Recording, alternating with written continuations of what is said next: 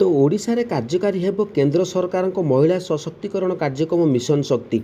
तो ये मिशन शक्ति को नहीं आसी बहुत बड़ अपडेट। तो ये जो केंद्र सरकार महिला सशक्तिकरण ए आपर बेनिफिट कौन मिल कौन किसी सुविधा हम तो संपूर्ण आपण मैंने खबर जाणी नि जदि नुआ चैनल को सब्सक्राइब करूँ कारण नुआ नुआ अपडेट सब मो चैनल आपने देखा पाइबे। तेज चलतु कौन रही संपूर्ण अपडेट जानी नवा।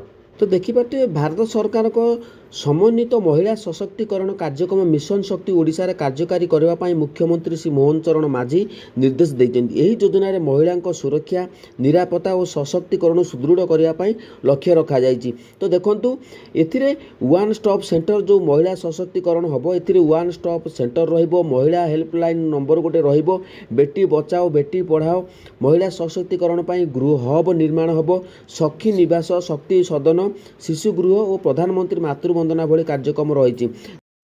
तो यही सब जिनस गुड़िक जदि होगाक जाऊँगी stop centre one stop centre रमिति कार्यकारी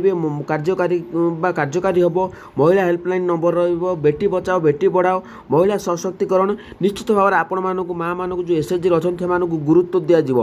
तो ये निश्चित भाव में आपण मैंने 100% बेनिफिट पाइबे। तो ये आपण जानते मुख्यमंत्री श्री जो मोहन चरण माझी सर आपण प्रत्येक योजना चली समस्त। तो देखा जाऊ ये योजना आपण कौन अपडेट आसूँ मुझे निश्चित भाव में शेयर करी। जदि वीडियो भल लगे तेज चैनल को सब्सक्राइब करूँ, लाइक करूँ, शेयर।